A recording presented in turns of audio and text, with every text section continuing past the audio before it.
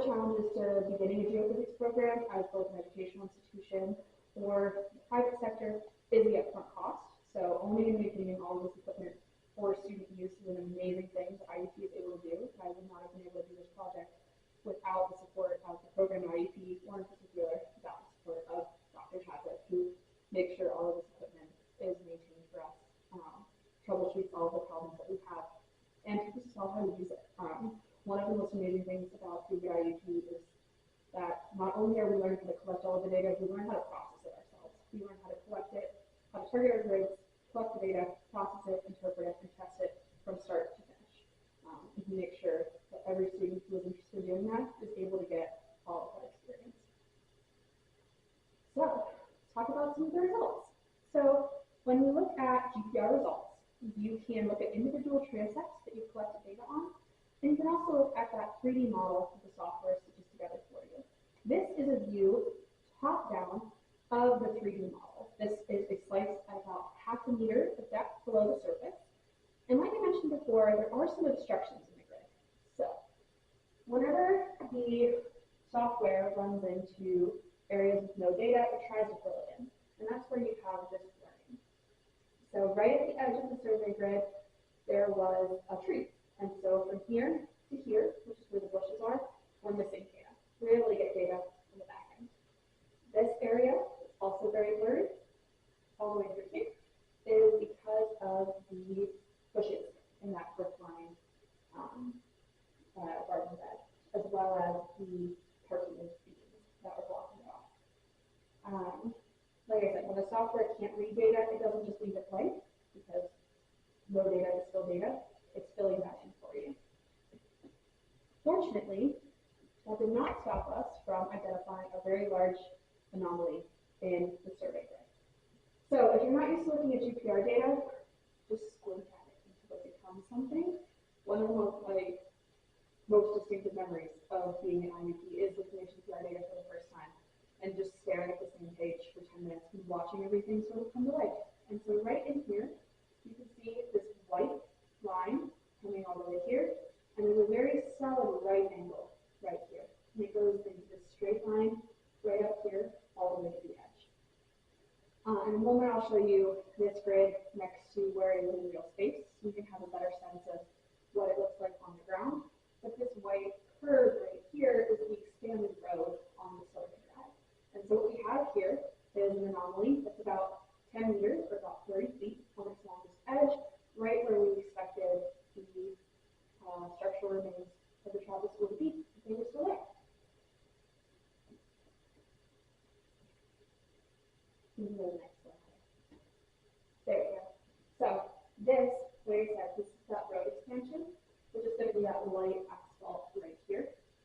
And that places the anomaly associated, hopefully, with the chapel school. The likely structural remains to be right here on the edge.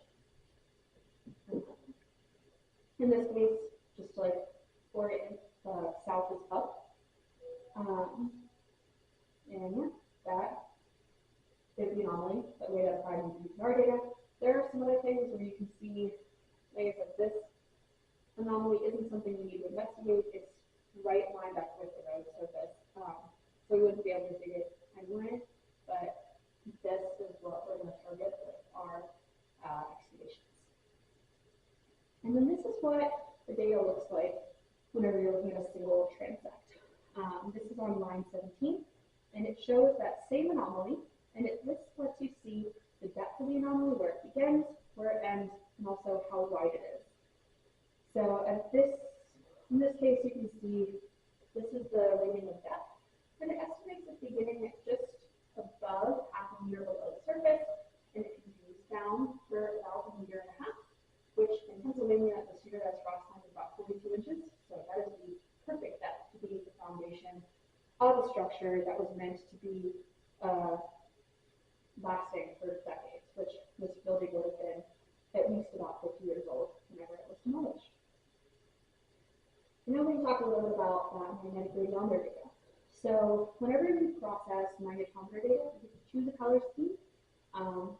You are looking at areas of high and low magnetism. Something else that's important to note is that archaeological features tend to have very little, it's distinct from the surrounding magnetism, but it's not very far. It's usually within 5 to 10 nanoteslas of the surrounding matrix.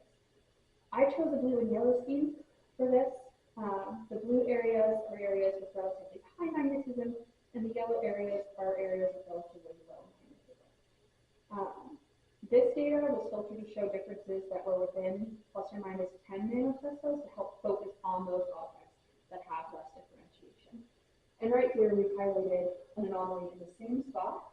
I'm going to go to the next slide. This also should have a map showing you again. It's right here. And so you can see here the same anomaly associated with the edge of the road surface. This is still that lack of data. This one is also caused by the presence of the tree. But in here, you can see an anomaly of the same size and same shape as the anomaly identified in the GPR data, which just sort of reinforces the presence of something there to investigate further. And then the next slide just has those two anomalies side by side, the same anomalies identified, beginning right back here, right back here, right next to the area of no data, right next to the area of no data, up, almost intersecting with the anomaly associated with the extended roadway. And like I said, this was just focusing on the first research question for my thesis. And the next week, we'll be processing data that we collected on the adjacent grid. This data isn't data that we'll be able to ground truth because it's all going to be on the concrete associated with the road. But it will give us a sense of whether or not there are any continued, or if there are any structural remains buried under an extended roadway, which, given the depth of the anomaly in grass, is very possible. We're also going to be doing targeted archaeological testing to test the anomaly. So if you can go back a couple slides, actually, right there is perfect. Whenever we're testing anomalies, because we're looking at something that's different, we usually want to test a spot where we get partially the anomaly, partially surrounding matrix. So we'll be placing 3 to 4 exploration units on the edge of this anomaly, and then possibly investigating into it once we identify the edge of it, confirming whether or not it's architectural remains, and then hopefully excavating within it to see if we can find any artifacts that confirm the nature of the structure. Again, probably the smoke, but if we can find evidence for that in the archaeological record, it'll strengthen that conclusion. And that's all. Thank you so much. Thank you. Thank you for coming. Questions? Thanks for coming out today. Do we have any questions for us? I'm good. Although I'd like to see you in my office after. Okay. Nothing bad. Okay. Nothing bad. Well, thank you. Talked a little fast. No, you No, you did did fantastic great. job. Well, thanks for coming out, everybody, tonight. We do this every couple months, depending on weather, and probably do this again maybe like in, what do you think, spring? Would be pretty good, Matt? Yeah, because It's kind of cold in January. January. So thanks for coming out tonight. In here than it is outside. Right, and then we'll do this again. Thank you. Thank you.